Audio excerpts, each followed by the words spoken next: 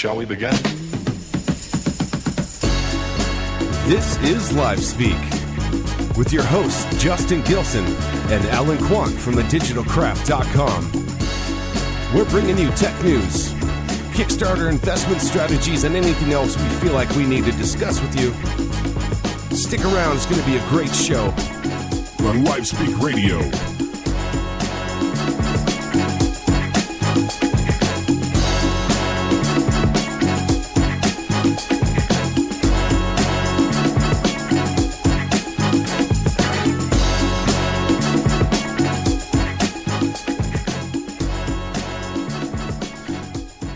Welcome, everybody, to Live Speak Radio. It's good to be back. I'm here by myself today, actually. Alan Quant from thedigitalcraft.com is not here with me.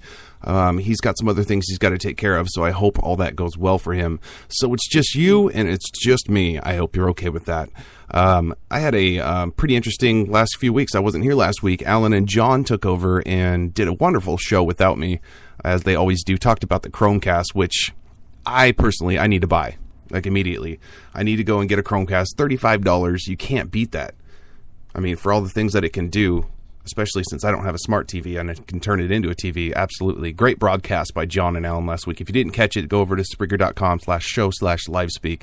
And the archives there, you can hear the episode from last week about the Chromecast. Great information there. So, I want to talk about my trip to Canada a little bit. People have been asking me about it and how it went, and it was interesting, to say the least. I went there for work. The company I work for actually makes a magazine called Makeup Artist Magazine, and 6 times a year we do an international show. It's called the International Makeup Artist Trade Show, or IMATS as we call it, and this one was in Vancouver, BC. And what it is, it's a high production value show about makeup, basically, and the art of makeup. And I thought at first, well, that's not a very lucrative, huge, business, makeup. It's not that. Makeup is a huge business, whether it's for beauty, if you want just home makeup, or more special effects in Hollywood style music. Makeup.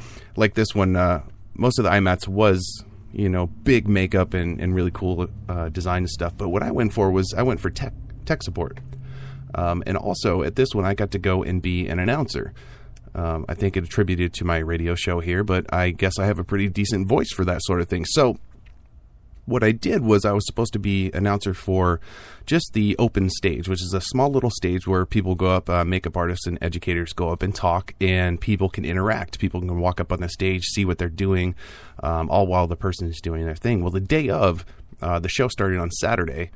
And that day, I was told I'm doing both the main stage and the open forum stage. So the main stage is the one that has cameras and the microphones and the big audiences and whatnot. The open forum had no cameras, nothing like that, just a microphone for the presenter. So I felt a little out of my element because I'm a radio person, so I'm not good at being in front of people for the most part. But I think I did a pretty decent job. It was fun for not knowing what I was doing. See, and the funny part is that what I did was I was studying information about these speakers and educators, and 3 or so of them didn't even show up, so we had to switch them out with somebody like 10 minutes before they're supposed to go on. So I'm sitting here reading about certain people and getting all the, their works and what they've accomplished and how long they've been in the business, things like that, and getting it memorized so I didn't have to look down at my notes. And then 10 minutes before we're supposed to go on, they come over and say, so-and-so's not going to be here. This is Patricia Murray. And so with the 10 minutes, I have to try and get information about her. So with help of my coworker and the stage manager, Chantel, she would get some information, and I got information, and I was able to go up on stage and, announce that the next presenter is such and such, and here's what they do. That was fine for the first one. My second one was a big name makeup artist, and his name is Kevin James Bennett, and he is hilarious, and he's a fantastic showman. So I got to introduce him, and that one is what really relaxed me for the rest of the day, because he was really great, really funny, and he's an amazing presenter. But that was nerve-wracking, because during that one, I went on the stage, and there's, they have the big TVs around everywhere so people can see what the makeup artist is doing close up or whatnot, and the cameras were on me, and I knew that, but as I was saying something, I looked down at my notes to see what Kevin James Bennett had worked on, and I saw out of the corner of my eye, I saw myself on one of the TVs. And for some reason, that threw me off, and it just kind of stopped me in my tracks, and I didn't know what I was going to say next, and I looked at my notes, and it was like just a big blur. So, I don't know. It was very interesting for the first time ever. It was really fun going to Canada. Vancouver, BC is in a beautiful, beautiful place. If you've never been there, I suggest going there. I went and got the enhanced driver's license, which, since I already had a license, was only $15. And I got that in 2 weeks. So that's all you need to get into Canada. If you want to go somewhere like Europe, you have to get a passport.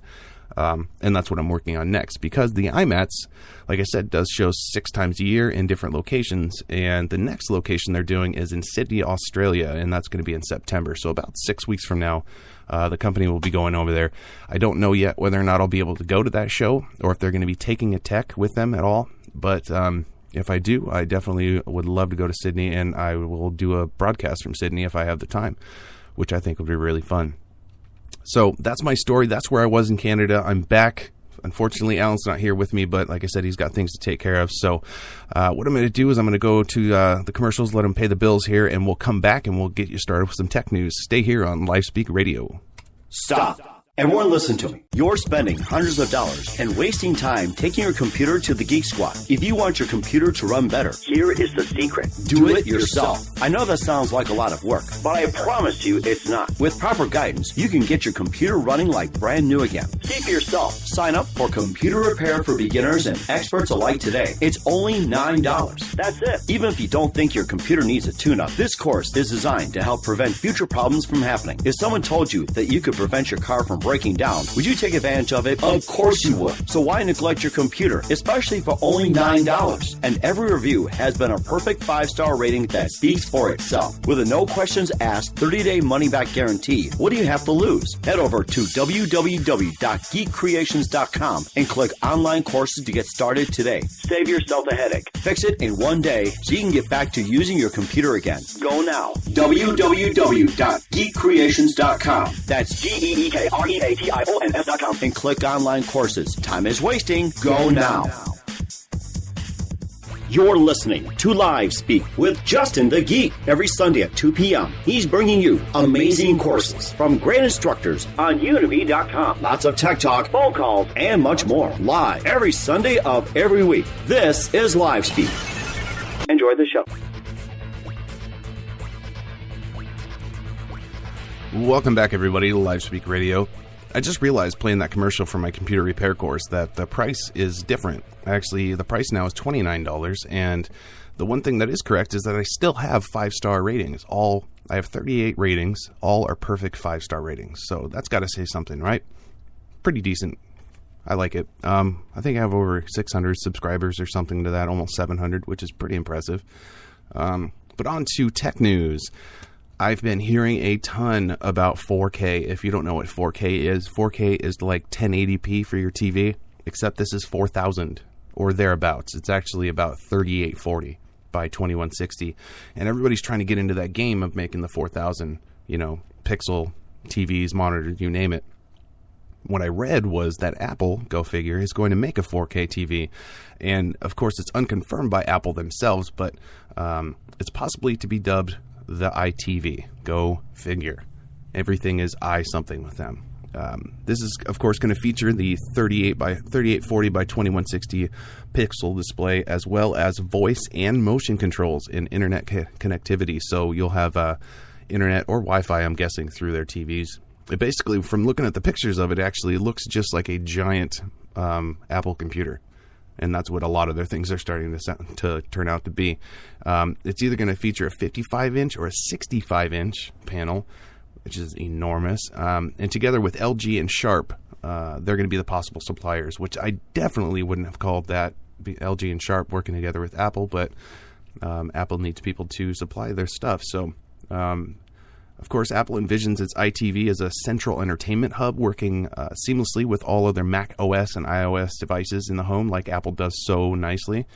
The 4K iTV is expected to launch next year, with an outside chance that Apple may rush through it and get it here at the year's end to catch Christmas, which would be my guess.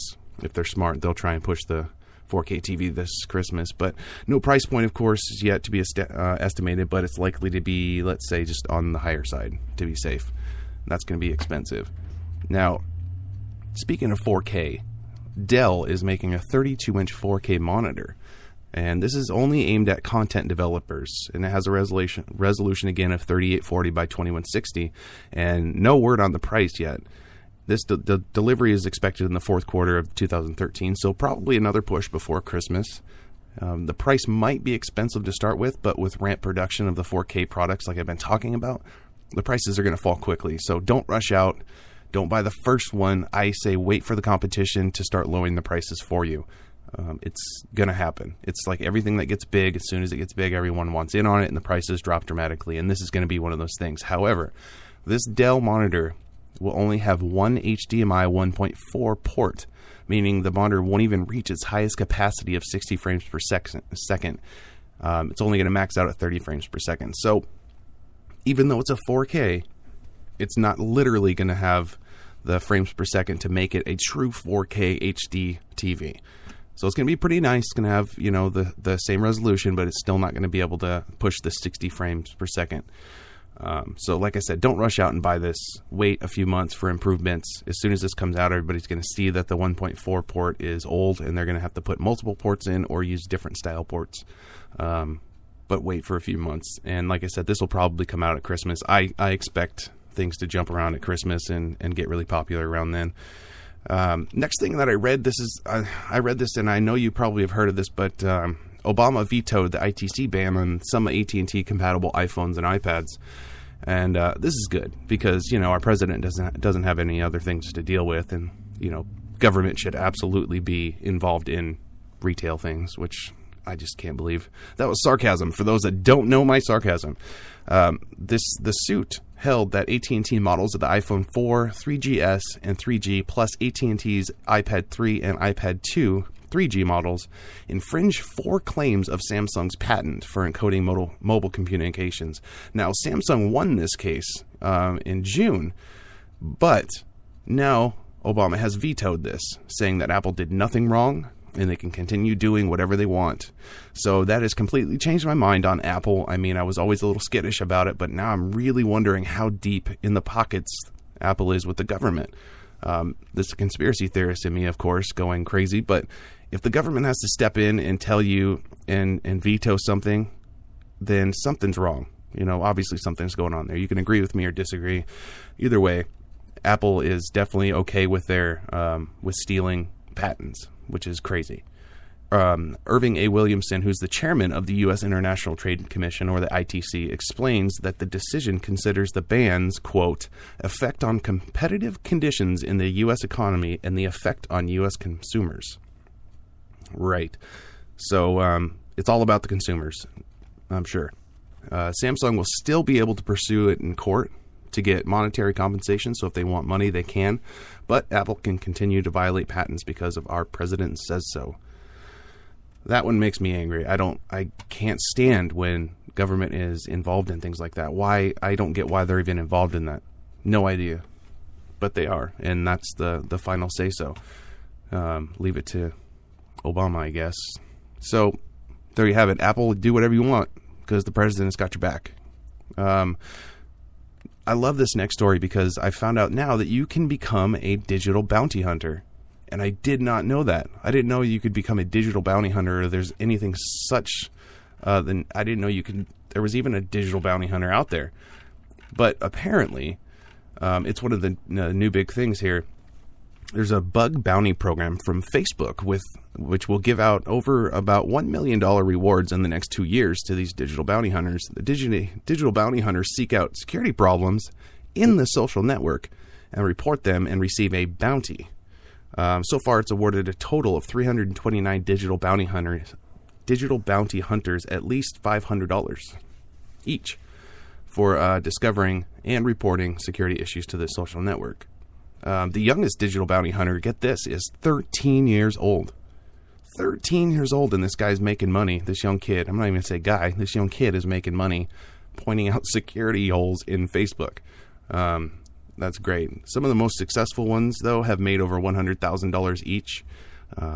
that could be a pretty profitable job. So you can be a digital bounty hunter. Facebook, of course, isn't alone in exchanging big money for bug reports. It's said that Microsoft actually is offering $100,000 for people who provide bug reports in Windows Preview 8.1. And that, I think, could possibly bankrupt Microsoft, because if you got people pointing out problems in Microsoft 8.1 for $100,000, yeah, that's a lot of money you're going to be shelling out. Honestly, you know how we are here on LiveSpeak love Windows 8 and especially 8.1. So that's going to be a little, I don't know if they mean $100,000 per person. I'm guessing that's going to be $100,000 total because Microsoft's so cheap, even they're so rich. So despite Facebook's success, over 6 million accounts were still exposed in June. So the bug reports are just starting. The digital bounty hunting is just beginning. And so keep an eye out for that. If there's opportunities to do it and you think you can do it, sign up. I mean, that's good money right there. Even if it's a little bit of money, it's supplemental, right? Now, this next company, I don't know if you've heard of them. It's called Neon Mob. And I personally, after reading through what I have and doing my research, I think it's going to be big. This isn't going to sound like it, but I think it's going to be big. Neon Mob's a sort of an online art, trading card, sticker collecting hybrid. It's a startup. You can trade coins and all kinds of things like that online. It sounds really crazy, but Chris Messina is leaving Google to work at Neon Mob. Now, if you don't know who Chris Messina is, he's contributed to various companies with various things. So let's talk about a few things that he's done. Chris Messina in 2007 actually created hashtags. I bet nobody out there knew that. 2007, Chris Messina created the hashtags for everyone to use and to consolidate conversations together. He's focused recently on the redesign of Google, including things like the revamped brand badges, Google profiles, Google's +1 button, and helping to create the Google Developers Knowledge Base. He's going to focus on Neon Mob's growth in new media activities like building a community for Neon Mob. And this is one of those sites that's going to become big because of Chris Messina himself. That's my belief. I mean, the guy that has created the +1 button, profiles, hashtags, the guy's clearly a genius and an innovator. So I would say he's somebody that you'd want to have on your side. That's for sure. So keep an eye out for that. neonmob.com. It's actually up right now. You can take a look at it. It's in its startup phases, so it's nothing spectacular at the moment, but it's going to be. I can almost guarantee it. Neon Mob, I mean, going online and collecting things and trading things wouldn't sound like it would be very beneficial, but I don't know. I've seen less things be more important. So anyway, we'll be right back here. I'm going to throw a commercial on and we'll come back and I'll give you some more tech news, starting with some security that we just found out. So be right back here on LiveSpeak Radio. Getting an amazing education is a must, but going to classes and listening to boring teachers can be very painful and expensive. Luckily, we have the internet, but it is so hard to find courses that are high quality, cheap, and easily accessible. Not anymore, thanks to Udemy. Udemy is the online academy for you. At Udemy, you can find hundreds of great courses from world-class instructors. You can learn stuff like how to create awesome demo videos cheaply, how to program in Python, Ruby, or HTML, how to start your own company, even how to wiggle your feet to the rhythm of salsa. But what if you want to teach others what you know? No problem. Udemy makes it super easy to create your own course in a few steps. Just create an account for free, give your course a name, upload all your content in any format, video, audio, PowerPoint, Word, PDF, publish it, and voila! It's now accessible to anyone, at any time, all over the world. You can even set a price for your course so you can make some money. Learn anything, teach anything at Udemy, the Academy of You.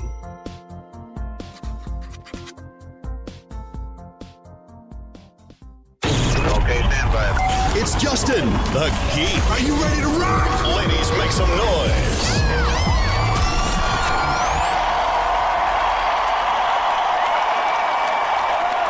Okay, everybody, welcome back to LiveSpeak Radio on August 4th, 2013. Again, I'm here by myself. Alan Quanta is not with me. Neither is John Rainey. I want to thank John Rainey. He's here every single week. He's in the chat rooms every single week, and he's been helping us with the research for our show, and he's been co-hosting our show. So thank you, John, for everything you've been doing for LiveSpeak. It's been keeping us going here. And for those that don't know, we've actually applied to be part of iHeartRadio. Spreaker.com has partnered with iHeartRadio. And for those that don't know, iHeartRadio is a clear channel company that has online broadcasting of everything, music, you name it. But they recently just got into talk. And everyone's realizing how popular talk radio is becoming. That people don't want to just hear the same 5 songs all day, but they really want to hear something relevant and participate. So iHeart joined with, or partnered, with Spreaker.com, and anyone that has a Spreaker.com radio show can apply. Now, they have certain requirements for the show, and there's some things I can name off the top of my head, like copyright issues. You can't play music that you don't have a license to, of course. That's illegal for one. But they will not accept you if you do that. You have to have a certain amount of followers. I think it's 100 followers and something, but your statistics have to be fairly decent. So if you just have a show with 2 episodes, probably won't get it accepted, but you never know. I did look at the first 20 that got accepted to iHeart, and they aren't that fabulous of shows. Right now they're in the beta testing, so they're just kind of plucking people out to see how it does, I think. And I think they might be doing themselves a disservice by not picking great shows, because if it does fail, they don't know if it's because the shows were bad or because the program itself, the talk program, was bad. So I don't know. They're the ones with the millions of dollars. They know what they're doing. So I'll butt out. I've hit apply. We'll see if we get approved. And we're doing some interesting things here on LiveSpeak anyway. So in the next couple of weeks, there's going to be some changes, and I think it's going to be for the better. So anyway, back to tech news. The security one that I want to talk about, we've always talked about security on the show and Prism and things like that. Now, I just read that Prism actually isn't just for U.S. agencies anymore. The U.K. now has unlimited access to undersea network cables. It said that last month it was announced the UK's Government Communication Headquarters, or GCHQ, has been using the program to collect emails, photos, and video content from an assortment of internet providers. So it's not just the US anymore using this, it's the UK that we know of. I don't know who any of our other allies probably have connections to, so who knows. But according to The Guardian, see if I can say this right, Süddeutsche, it's a German newspaper, identified Verizon, Vodafone, Global Crossing, Level 3, BT, Interroute, and Viatel as firms that participated in Tempora, a program that gave the GCHQ widespread access to the undersea fiber optic cables. That's a lot of companies. Verizon, Vodafone, I mean, big name companies. I'm not sure about Level 3 or BT or Interroute. I've never heard of them, but I've heard of Viatel. But they all have access now to these undersea cables. Now, the program, of course, was all hush-hush, with the documents referring to participating outfits by obscure code names like Dacron for Verizon or Little for Level 3. So they had little code names for their programs where they were getting this stuff. But my question is, where does it end? Parliament has already dismissed the agency snooping as legal. Legal! They have actually already discussed it and said, hey, no, it's legal, it's fine, leave it alone. But documents seen by The Guardian suggest that some telecoms may have illegally given the GCHQ access to other companies' cables without permission. What were you expecting? If you give them an inch, they're going to take a mile. Of course they are. They have access there. They're going to just keep taking. Everyone is. So Prism is just going crazy, and for all that's going on with the Snowden and the whistleblowers and stuff, say what you want about the man, but we're starting to learn a whole lot about government, and the problem with that is I actually saw someone on TV last night talking about it, and the reason that they're actually thinking treason for this guy is not because of what he did. It's because of the consequence that it has on how the government looks. But that's a whole nother show. I can get into that for hours because that's just who I am. Conspiracy theorist at heart. But so there you go. Prism is not only in the US anymore, it's everywhere. Just that we know that it's in the US and the UK. So I'm sure in a couple of months we'll find out more who else has access to our cables, but for now it's just us in the UK. No big deal, I guess. Google Moto X launched build your own phone. Google and Motorola have finally unveiled their heavily leaked new assault on the mid-range smartphone market. And this is completely customizable. The phone is literally build it yourself with a dedicated website allowing customers to choose the color of their case, buttons, and camera decals. There are apparently at least 504 combinations with thousands more promised for these phones.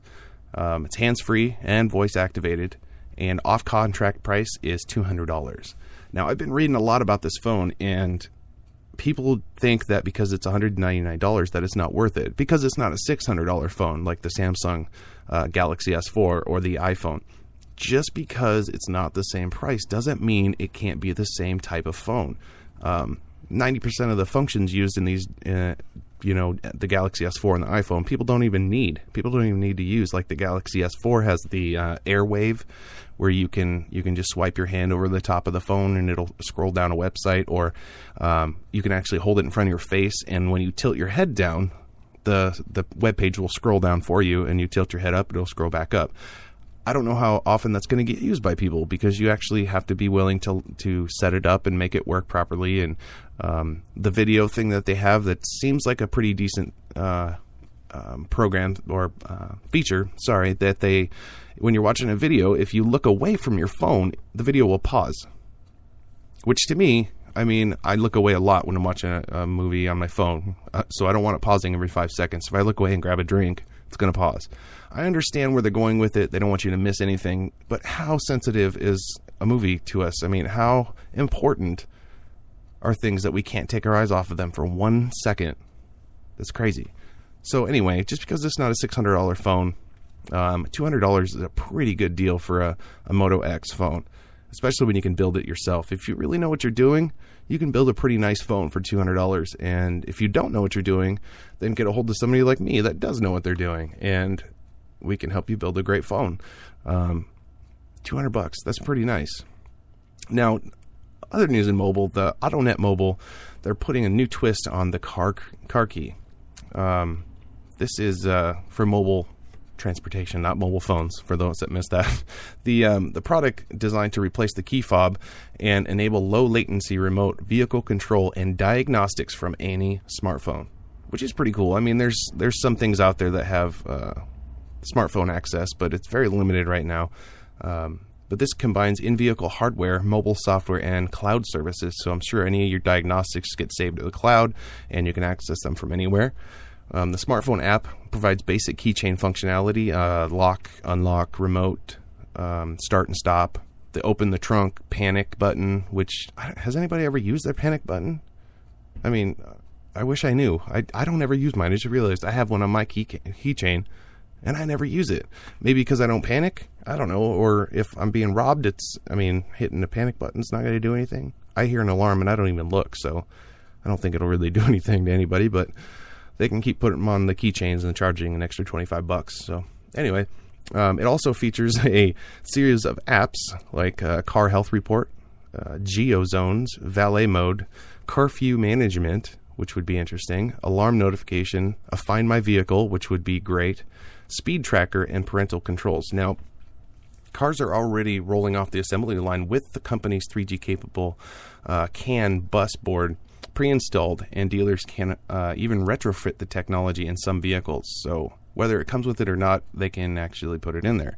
Now, I want to urge you to realize also the capabilities of this, because it sounds like it's very convincing and very convenient for everyone to have these settings, but anytime you hook something into your car that is connected to the cloud, that means that it can be accessed. So I don't know if I want that any more reasons for somebody to be able to get into my car. Now, I know you're saying, what are they going to do with health reports and things like that? It's not that I'm worried about. It's the lock and unlock features, because if it's all managed and remote, that means that somebody else can do it. And that's scary to me. So me personally, I'll probably hold off on this one, but this is a pretty neat little key fob to do all this things with your smartphone. And like I said, there are a few out there, but right now I think OnTrack is one of them, or I can't remember the other company that has them out there, but yeah, I think that's pretty decent. And I'll put of course, for everybody that doesn't know, we'll put the links to all these tech news in our show notes afterwards, so you can take a look at them. Now on to mobile graphics power. it's actually going to double, they say, with the new Samsung chip. That Samsung announced a new mobile chipset that doubles processing capability compared to its predecessor. Now, it's fully equipped. Now, here's some technical jargon for you guys out there. For the nerds that are listening, you'll understand this. For the rest of you, stay with me because it's actually really neat. It's fully equipped with the OpenGL ES 3.0 and full profile OpenCL 1.1, which Samsung says, quote, enables the horsepower needed in multi-layering rendering of high-end complex gaming scenarios, post-processing, and sharing of photos and videos, as well as general high-function multitasking operations, end quote. Now, the chip's main processing cores consist of 4 high-end, high-powered ARM Cortex-A15 processors running at 1.8 GHz and 4 Cortex-A7 cores running at 1.3 GHz, and a so-called big little design aimed at reducing power consumption while retaining the potential for rapid processing. Overall, the CPU sections of the chip run 20% faster than its predecessor, and the GPU is twice as fast. Now, for those that didn't understand a word of that, basically what this means is high power or high speed, low power. So your battery's going to last longer in your phone, and you're going to be able to watch 4K movies. I think that's what they're starting to run these things up for us, because we're all trying to get to this 4K resolution for movies. The problem is a lot of our hardware can't handle it. So I think they're all starting to ramp these things up to where we can handle it. Now, my other issue is with the 4K, and I'm going to kind of go back to the 4K story from before, is that we may have the 4K, but now let's just say Netflix gets 4K movies on their thing. How long do you think it's going to take you to download an entire movie? At this stage in the game, with the kind of internet that we have now, it's going to take a long time. So they're thinking that, in a few years, we might have the proper internet speeds through our ISPs that could allow us to download them faster. Now imagine a 4K movie on your smartphone running on 4G. That's going to take forever. I don't care how fast your processor is. It depends on how fast you can get data into your phone. So we'll see if that's even possible. But this new chip that's coming out with Samsung, they're really on fire right now. Samsung is going up and above Apple at the moment and killing everybody in the market. So be ready for that. The new chip, when that comes out, is going to probably bump the price of phones a little bit, but not by much. And you'll actually extend battery power. My question is, when is somebody going to come up with a new battery? Do we have a new battery? I mean, we've had the same kind of lithium-ion technology for how long now? And everybody keeps changing phones, but forget that we need new power sources. So hopefully somebody out there that's listening can just make a new battery and throw it on Kickstarter, and we'll be good to go. So the next thing, the glasses-free 3D moves a step closer to reality. Now let me say that again. Glasses-free 3D, meaning you don't have to put on glasses to watch your 3D TV. It's actually moving closer to reality than we think, because researchers at HP, Hewlett-Packard, for those that don't know, their laboratories in California have demonstrated a prototype of a 3D display that needs no glasses and is small enough to be incorporated in a mobile phone, which is incredible. So before you know it, we will have 3D images on our phone without having to wear glasses of any type. That's pretty cool. The display produces images that appear in 3D even when viewed from different angles, in theory, up to 180 degrees. So nearly from the side. That's pretty crazy. Based around a transparent screen with LEDs around the edges, light rays from the LEDs are modified by pixels that steer the light out of the screen in different directions. So there's a lot of science going in behind this, and it sounds so Jetsons and New World that it's hard to believe. But there's a current prototype that can project in 14 different directions, which is too few to give a smooth 3D effect. So it's not there yet, but it's getting there. And they're working on a more sophisticated device that projects in 64 different directions. So that's pretty crazy. 64 different directions that you could hold your phone or look at a TV and you could see a 3D image. It's getting there. And this is without glasses of any kind. Now, I'm wondering what the visual or vision restrictions are, because you have to have 20/20 perfect vision. Can you have astigmatism like I have? Can you wear glasses like I do? Who knows? I wear regular glasses. Maybe I can, eventually have smart glasses that have 3D. I can turn it on and turn it off. I don't know. But it's all early in the game. But the fact that they're getting closer is awesome. It's so cool to me. It's next world, I swear. We're getting close to the craziest things ever. And I actually had a conversation with somebody the other day about what would happen if tech just ceased, if it just stopped. And I just don't see that happening. It's fun to think about and what we would do. I just don't think that'll happen. But that's just my opinion. So, like I said, glasses-free 3D TVs and mobile phones are coming soon. So, we're going to actually play some music here for you today, take a quick break. This song is actually called Young Blood, and it's by a band called Hotel Union, who I just recently met. I met Ryan Smith, and he's the rhythm guitarist and leading lyricist. The lead singer and lead guitarist is Matt Brown, and they say their influences are Ryan Adams and the Wallflowers, and both members are venturing as songwriters in the business together and separately. They've toured Western Canada so far, and the record is being mastered at the moment, and it's going to be on sale on iTunes and Google Play very soon. So, again, this is a Hotel Union. The song's called Young Blood, and you can get a hold of them and find their stuff at hotelunionmusic.com or on Twitter, of course, at Hotel Union Music. So have a listen to this Young Blood. Sit back and relax. It's a great song, and we'll be right back here on Live Speak Radio.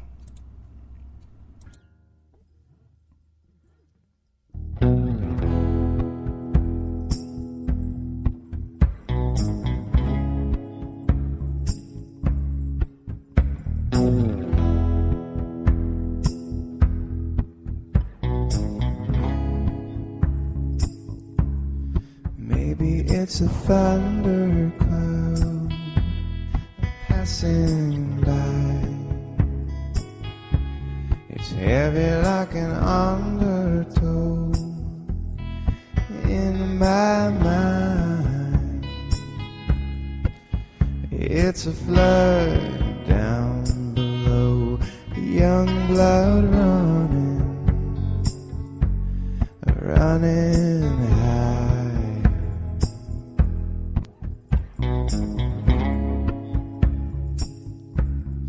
Baby, I've been here before, like the weather blinds. I've got you, but I still want more of the other side. And I come to you somewhere in the night, young blood running high. If I hold you now, and if I hold you closer, stay awake, baby, let the light continue. I'll always try, I'll always try to love you more.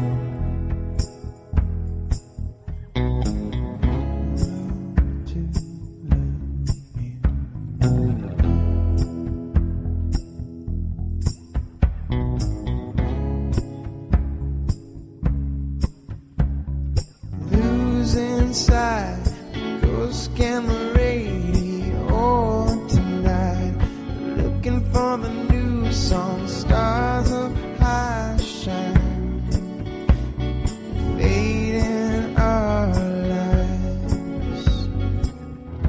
If I hold you now, and if I hold you closer, stay awake, baby, let the light continue. I'll always try, I'll always try, I'll always try. I can only try to love you more than the young blood, to love you more than the young blood.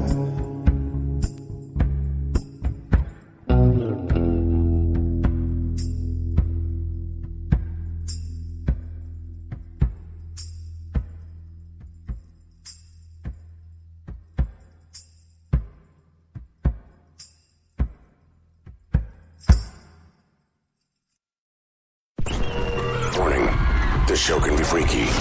Justin the Geek. Whoa! Your favorite DJ. You've been warned.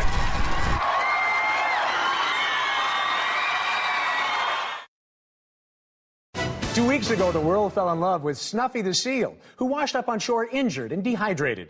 We now go live to Snuffy's triumphant return to the sea. We are just moments away from releasing Snuffy, the rescued seal, back into the ocean. And now you see it, Snuffy's triumphant return.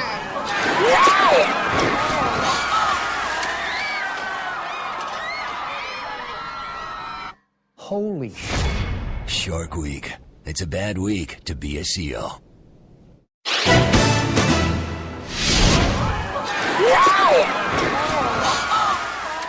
While America reels from the tragic events at the pier, an ocean-wide search is underway for the suspect. If you see the animal who snuffed out Snuffy's life way too soon, don't try to apprehend him yourself. He's believed to be extremely dangerous. If you know anything, please go to snuffytheseal.com. And don't forget to wear sunscreen, because prolonged exposure to UV rays is also dangerous. Shark Week. It's a bad week to be a seal. Justin the Geek. Break it up, break it up, break it up. On the ones and twos. Welcome back, everybody, to Live Speak Radio. I wanted to play those quick little snippets there for Shark Week. That's my dedication to Shark Week. For those that don't know, I've had somebody ask me recently what Shark Week was, and what it is it's Discovery Channel's week-long event about sharks. And somebody asked me, well, why would they do one every single year? If they did one last year, why would it be interesting this year? And the only thing I can say to that is because they find out different things about sharks every year, so we learn new things about them.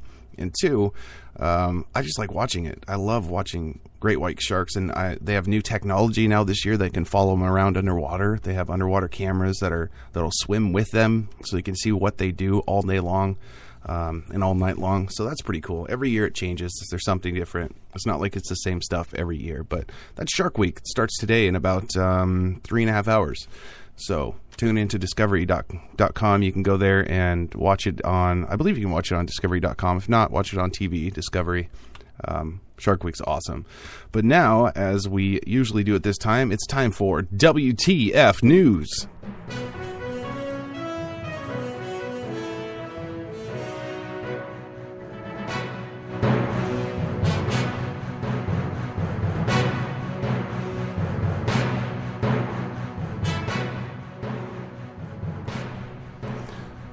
The first story that we have, of course, dedicated to Shark Week, and that's why I did this, is because apparently shark sightings are on the rise along the east coast of the U.S.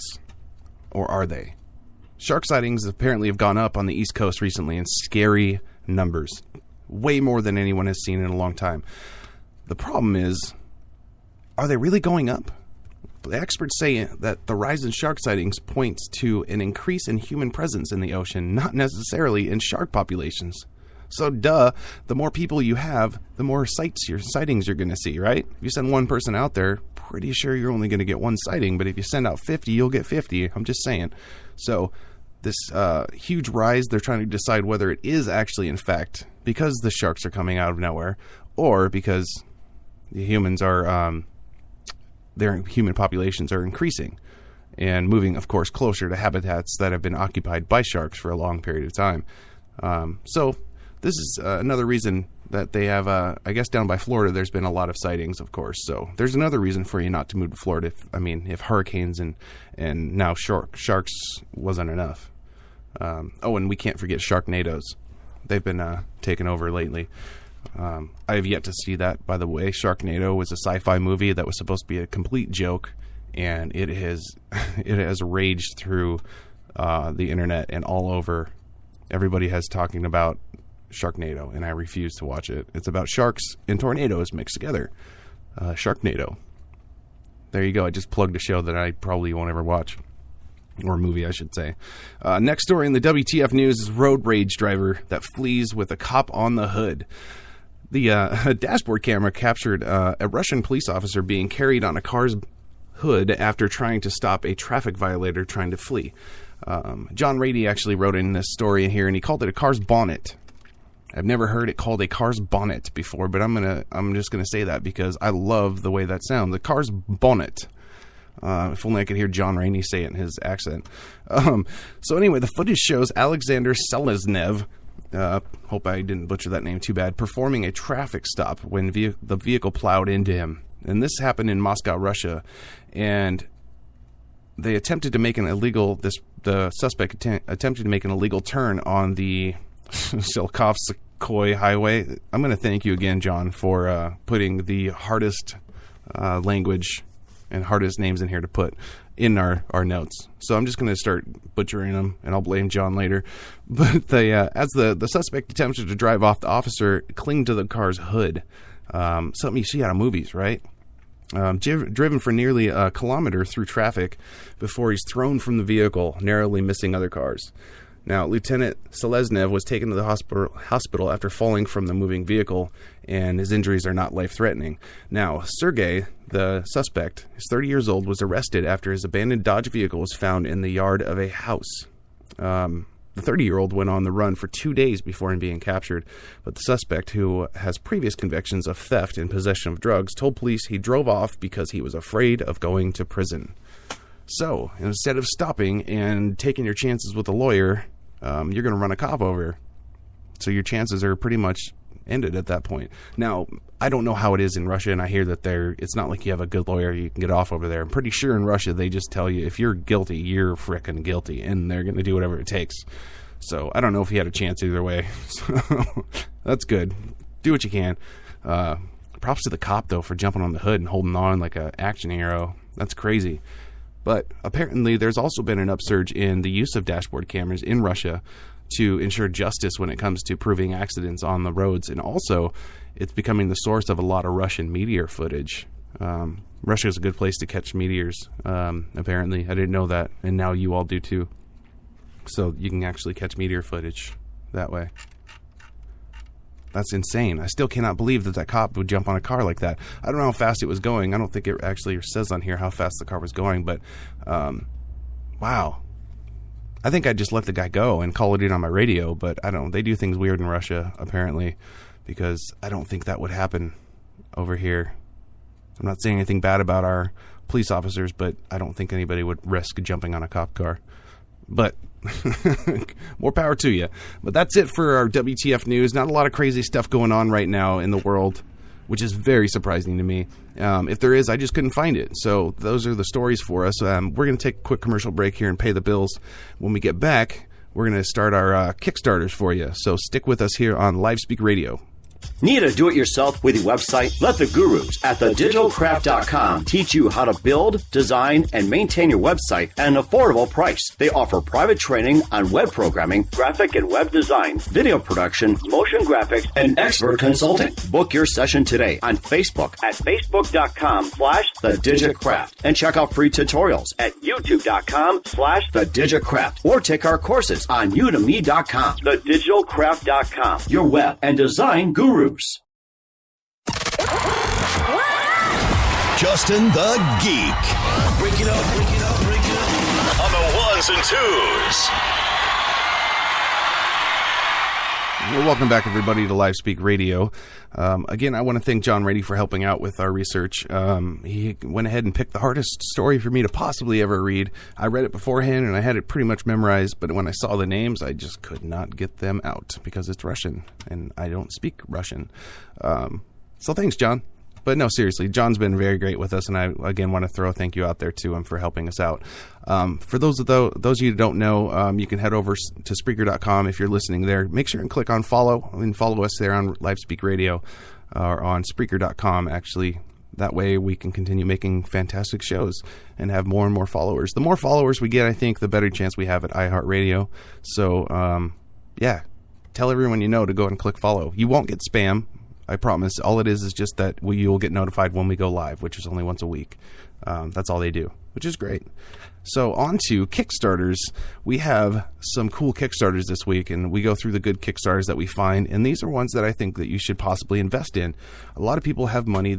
I wouldn't say a lot of people have money, but some people are falling into money that I've heard of lately, and they don't know where to put it. They don't know what to invest in. Do you invest in stocks that are controlled by the government, or do you invest in something that you'll get money back from? That's my suggestion. Now, the first thing that I came across here is called Soundband, and it's finally a headset without speakers. I know that sounds really weird. Really, really weird, but it's a headset without speakers. What it does, it's the long-awaited solution to earbuds. The Soundband it's a wireless headset that doesn't use any speakers, and so it doesn't block your ears. Since the Soundband uses surface sound technology and not speakers, your ears are left open to the world around you. Soundband connects to your smartphone via Bluetooth in the standard sync fashion, just like any Bluetooth.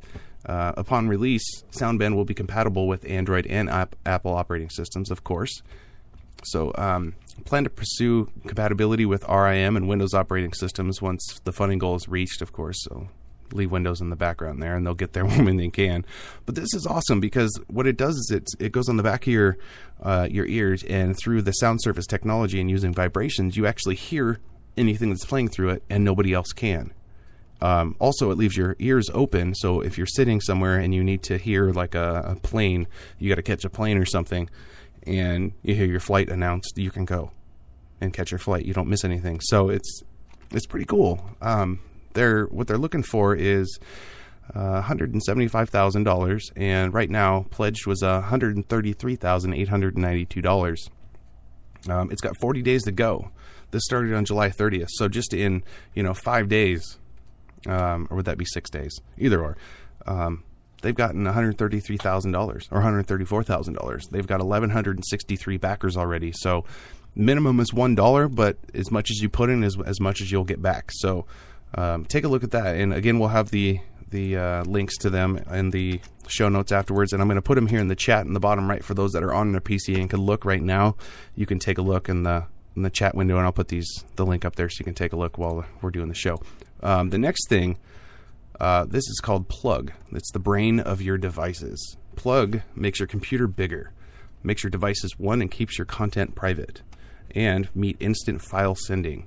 Plug is a small adapter that acts like the brain of your devices. It enables you to transform your old USB drives, little flash drive, thumb drive things that you have, into special memory, common to your smartphone, tablet, and computers. So, install Plug, and your devices will start storing all of their content in this common memory at home, which is really cool. Every time you charge something on your devices, or change something on your devices, Plug will save a version of it at home. So if you mess up this very important document, you can roll back to an old version only in 2 clicks.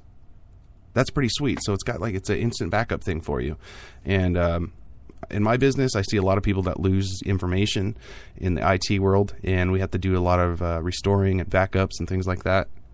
So this is actually a really cool thing for you to back up your own devices. Now here's some of the benefits here. That it's cheaper. Plug is not a service. You pay once and it's yours. So it's not a monthly fee or anything. And I'm going to say it's not a fee yet, because if it gets really popular, maybe they will turn it into a membership type thing. But for now, it's not a service. You buy it, you got it. It's larger, so the Plug is designed to store your entire digital life. Basically, it's faster. If you're at home, the transfer speed is 60 times faster. That's nuts. Really fast.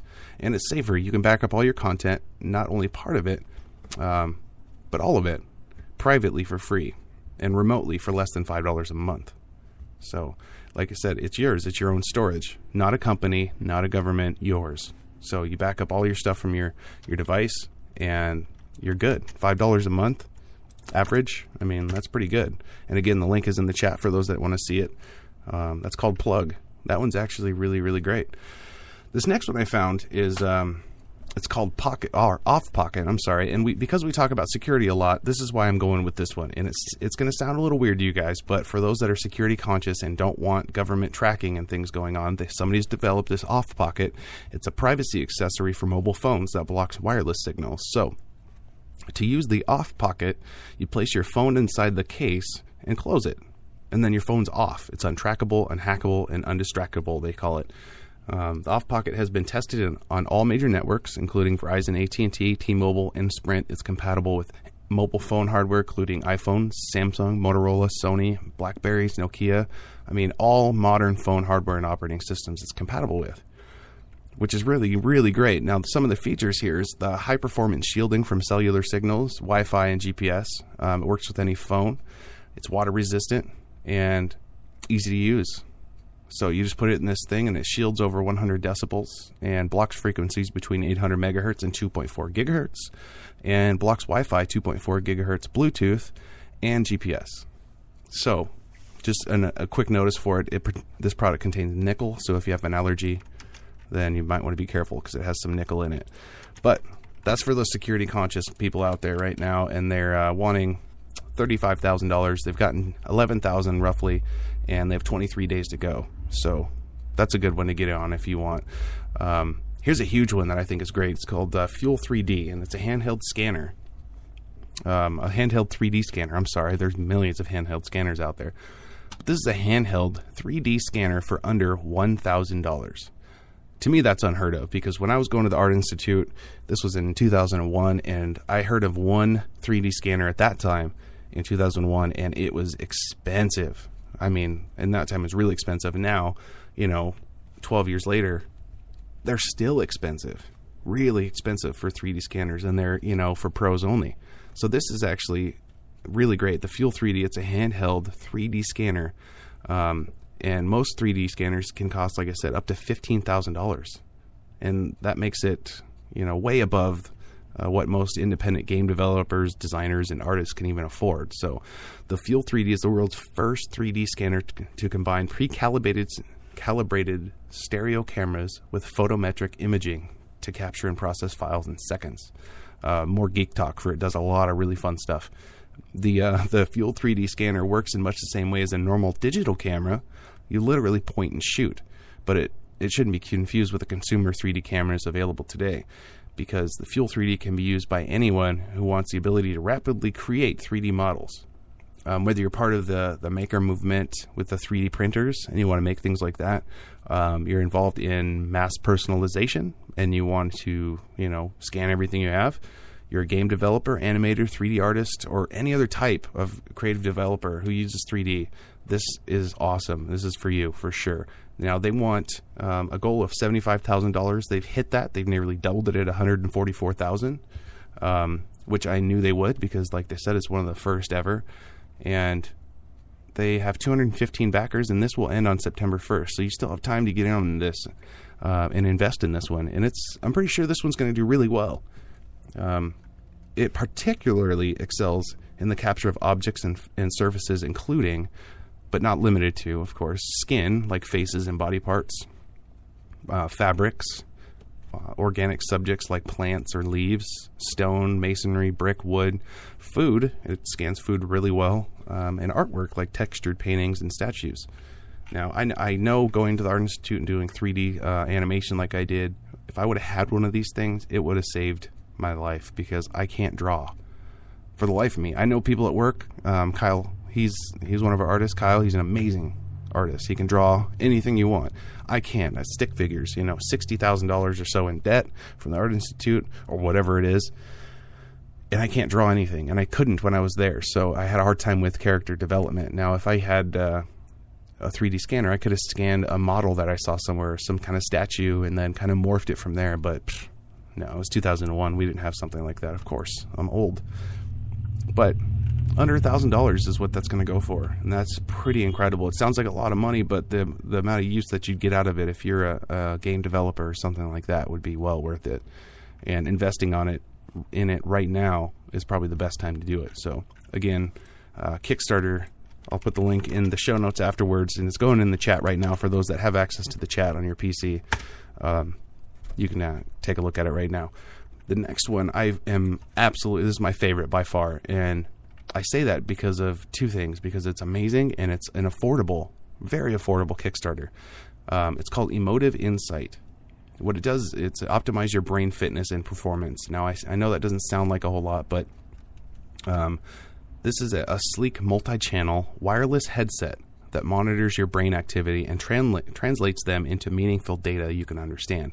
There have been things out there like this. I know we've heard of different brain things and helmets and all that stuff, but this is the next generation wearable device that tracks and monitors your brain activity and gives you insight into how your brain is changing in real time. So it's not like you do it overnight, you download it to your computer, you look at what you did last night. It's real time. Right now, like if I'm doing something and I'm starting to feel stressed, I can look and see what my brain is doing and figure out why it's doing that. So, I mean, this could be used for therapy sessions for people, counseling of any kind. I mean, post-traumatic stress disorder. You can figure out what in the world your brain is reacting to and why that very second. So that's incredible. Now, the Emotive Insight allows you to optimize your brain fitness and performance, measure and monitor your own or your family's cognitive health and well-being, and develop amazing new applications because it's open source. It's got an SDK and APIs like crazy. So they've built it to be used by everyone, and things can be developed by anybody, which is really nice, and it's genius. I think I've talked about it before, but open sourcing everything, it should be mandatory, because now anybody that gets it can go home and build their own API to it or mess with the SDK and come up with their own apps or their own things that they can do with it. Now, how it works, our brains are made up of, how do I say this? Our brains are made up of like 100 billion nerve cells. I might be wrong on that number, but don't quote me. And they're called neurons. So these neurons, when they interact through a chemical reaction, they naturally emit this measurable electrical impulse. We've all heard that our brains and we have electricity. That's what they're talking about, is this electrical impulse that comes out from your neurons. Now, EEG is the process of observing those brain waves through those pulses. That's got a really big, long word, electroencephalography, EEG, I just call it. So that's the way they measure and observe the brain waves. The Emotive Insight measures your brain waves and translates it into meaningful data to help you make the most of your cognitive performance. The Neuro Headset can measure, track, and help you improve your attention, your focus, engagement, interest, excitement, affinity, relaxation, and reduce stress levels, because like I said, you can see what's stressing you out right then on the spot. So that's why it's one of my favorite things. Now, my absolute favorite part of this, I haven't even gotten to the best part yet, is in addition, the Neuro Headset can understand and decipher basic mental commands. It could detect commands such as push, pull, levitate, rotate, and even commands that are harder to visualize, such as disappear. It also detects facial expressions such as blinks, winks, frown, surprise, clench, and smile. That means you can have it programmed to do things. And in the Kickstarter, it shows a guy with one of those little remote control helicopters flying up from his hand using the helmet. So he's controlling a helicopter very basically. I'm sure he's not doing much to it, but he's controlling it in some way with just his brain. That is crazy. Absolutely crazy. And like Jason says here, he asked me if women or men could use it to figure out what's going on in women's minds. That's a whole different Kickstarter, Jason. I'm sorry to tell you, but that's a completely different world right there. This one might get close, but I bet if they put this on a woman, I bet it explodes. So if you're going to get this, try it out on the men first, then women, after you've done your thing. That'd be really fun. But I have an audio clip from this Kickstarter that I'm going to play for you. It's about 3 minutes, but I want you to listen to the things that this lady talks about. And this is the doctor that created it. And she's talked on many TED Talks and TED events. And you can hear what's possible with this thing, and you can see why I'm so excited about it. So this is the Emotive Insight. The Emotive Insight is a 5-channel portable wearable device that allows you to capture and understand what's going on in your brain in real time. With the Emotive Insight, you can optimize your cognitive performance, you can measure and monitor your own or your family's mental health and fitness, and you can develop amazing new applications with the technology. We're pioneers in this field. We've listened to our user base and we've redesigned the product from the ground up. We're now reaching out to our community to help make this a reality. The Emotive Epoch, our first generation device, has been adopted and used in more than 100 countries worldwide across a broad spectrum of different application areas. Everything from being able to allow a child to create a 3D monster just with the fantasy of his or her mind, or allow people to create music just with the power of their thought, or to allow a patient to be rehabilitated by being able to control an electric wheelchair, or allow them to experience the ability to type or to communicate again. There have been so many amazing application areas and uses that have been transformative and life-changing. For anyone who loves the EPOC, you'll love this product even more because we feel like we've taken not just one generational leap, but we've taken many generational leaps. We've looked at the sensor technology, we've looked at the electronics design, we've looked at the wireless communication protocol, we've looked at the overall mechanical design, we've looked at the form factor. How do we make it more affordable? How do we make it much more skeletal, much lighter weight, much easier to wear? We're really excited to offer an API and SDK to developers and researchers wanting access to the raw EEG data or to the detection algorithms to make it possible for anyone to take this innovation and create amazing new applications with the technology. The Emotive Insight is slated to be released in 2014, and by being an early supporter, you'll be among the first in the world to receive it as soon as it's available, and you'll have a head start in creating amazing new applications for the technology. I've been believing in this for almost the last decade, and we've learned so much from our community. I mean, they're a very vocal community. They care passionately and deeply about what we've created. They've given us so much valuable insights and feedback around what works, what doesn't work. And we've taken all of that into account, and we've really tried to reassess our assumptions and push that much harder, push it that much further to try and create something that's completely revolutionary yet again. So there you have it. That's the Emotive Insight. And if you listen to that closely, you can tell why I'm so excited about this. Because like she said, you can have somebody that's disabled totally rehabilitate themselves by controlling the wheelchair that they're in just by using their brain.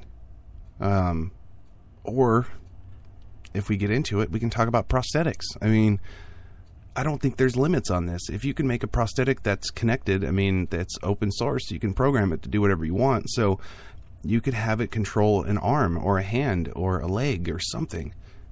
It's incredible just by your brain. Now, we've talked about, with my friends and stuff, we talk about diabetes and things like that. I know a lot of people that have diabetes, and I know people that have kids that have diabetes, and this could be used in that sense as well for controlling blood sugar. Now, you can have it control your pump, or there might be some way to have it, in your brain, so it'll tell you in your brain before you're going to have a spike or a drop in your blood sugar. So, gosh, I'm just excited about this. And the one thing that makes me most excited is that for only $229 invested in this, you can get one. You can be one of the first people in the world to gain insight into your cognitive fitness and performance.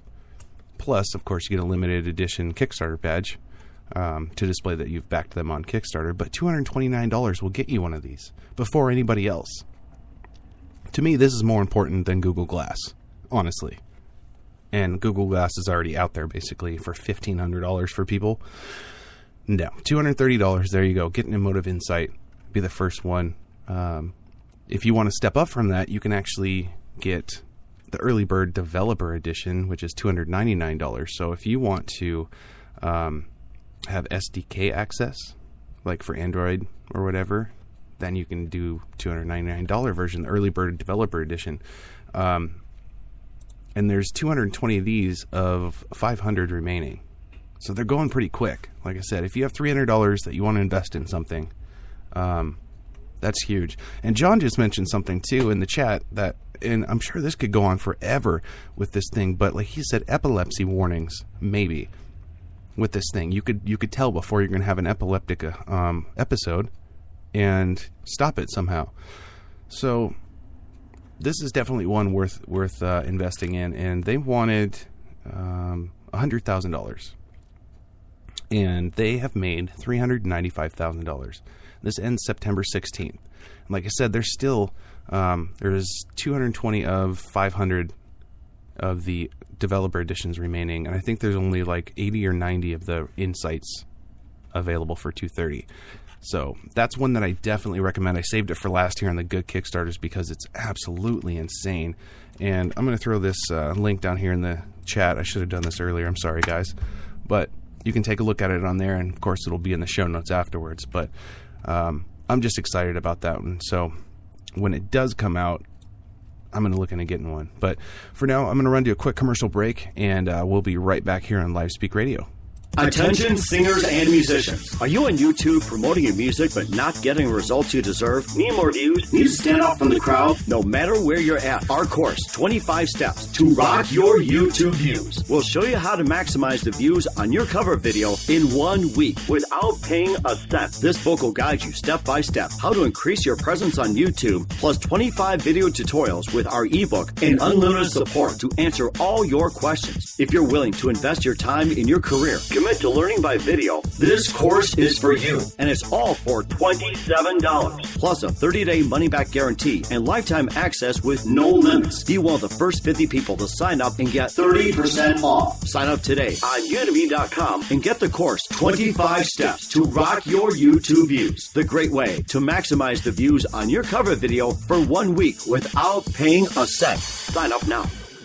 You're listening to Live Speak with Justin the Geek. Every Sunday at 2 p.m., he's bringing you amazing courses from great instructors on Udemy.com. Lots of tech talk, phone calls, and much more. Live every Sunday of every week. This is Live Speak. Enjoy the show.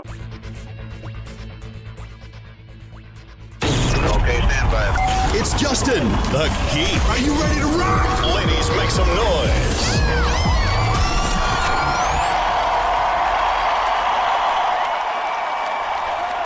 Welcome back, everybody, to Live Speak Radio. This is Justin Gilson, Justin the Geek. For those that have been listening and wondering where Alan is at, and you didn't know, he's not here. He had something else he had to do today. A little bit of an incident at home. Nothing serious, but he had to take care of that today. So it's just me, and I hope you enjoyed the show. But I have one last thing to give you, and this is the bad Kickstarter of the week, because we always find one Kickstarter. And trust me, there's more than one, but we find one that I think is above the rest, as in the worst Kickstarter on Kickstarter.com. We scour through them, Kickstarter and Indiegogo, to find terrible things. It seems like Indiegogo is a little more strict on their policy, because they don't have a whole lot of terrible campaigns on Indiegogo. But this one is awesome. This one is so bad, but it's called Adam and Paul Save the Whole Entire Apartment Complex. And what it is it's about two pop culture geeks who set out to save their apartment complex during the zombie apocalypse, because saving the world is just too much work. Now, I have a sound clip here for you, and this is actually Adam and Paul teaching a zombie how to kill a zombie from their movie. So listen to this, and you can tell me how bad it is. That zombie. Bad. No. No. Bad. No. Stop that. No. Bad zombie. No. Hey, God damn it. Adam, get your shit together. I'm done. Alright, buddy. This is gonna be fun. Hey, ugly. Hey. How's it going? So, alright, again. Hey, buddy. Hey! Damn it, zombie. Hey, buddy. Oh! Nice. There it is! What? Yep, there you have it. That's a clip from their Kickstarter, and I'm not sure if that's from their movie or not, but yeah, I can't even tell you how terrible this thing looks. These poor guys want $12,000, and so far people have actually pledged $1,762. So they have until August 10th, so they have 6 days left to make, roughly $11,000 or $10,000, let's say. I don't think they're going to do it, but they have 45 backers, so you guys can be the next ones that back this amazing project of Adam and Paul Save the Whole Entire Apartment Complex. Maybe I can just do the voiceover for them. That's crazy. $12,000 makes me want to start something and put it on Kickstarter, but I don't know what. These guys are actually getting some money for that. But that's your bad Kickstarter for the week. We'll have more good Kickstarters next week and another terrible Kickstarter next week, as always. Next week, I think Alan will be here with me. I'm not really sure. He's got something going on, so I don't know if he'll be back in time for it. But if he's not here, I'll try and get John Rainey on the show. Johnny. So we can have somebody to talk with, because it's kind of weird just sitting here talking to myself. And I'm sure you guys would like a little more interaction. So maybe next week we'll actually take some phone calls as well. You're welcome to call the LiveSpeak phone number if you want. Leave a message if you want to be on or part of the show. And the number is 510-455-GEEK. That's 510-455-4335. And leave us a voicemail there with a name and a way to get a hold of you. And we'll try and get you on the show. If you have any suggestions on who we could have on the show related to tech, any kind of technology or blogs or anything like that, let us know as well. Give us a call or shoot us a message at livespeakradio@gmail.com.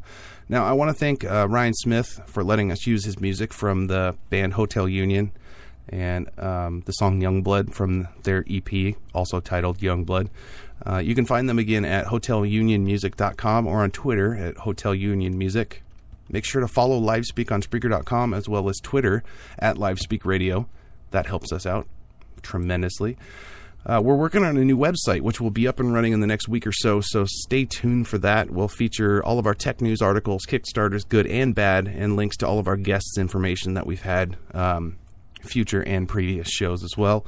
Next week, we'll be speaking with the creators of Ninite. Ninite is a service that lets users install popular Windows applications automatically. It allows users to make a selection from a list of applications and bundles the selection into a single installer package. Now, as an IT guy myself, being able to select 15 or 20 applications and only have one single installer is amazing. It downloads, extracts, and installs everything you select automatically. Great for use with brand new computers, or if you have to restore your computer and don't want to download and install Firefox, then Chrome, then Java, then QuickTime. You get the picture. So, Ninite. Check them out, ninite.com. It's a fantastic program. I don't know how they thought of it or how they came up with it, but I've used it and saved me tons and tons of time. So, tune in next week. And remember, release that inner geek. Listen to LiveSpeak. We'll see you next week. Thank you very much. You've been listening to Live Speak with Justin the Geek. Every Sunday at 2 p.m., Justin brings you amazing courses on udemy.com and amazing guests and great conversation. Miss an episode? No problem. Go to www.geekcreations.com and click on the episode to listen. And join us next week for another episode of Live Speak with Justin the Geek.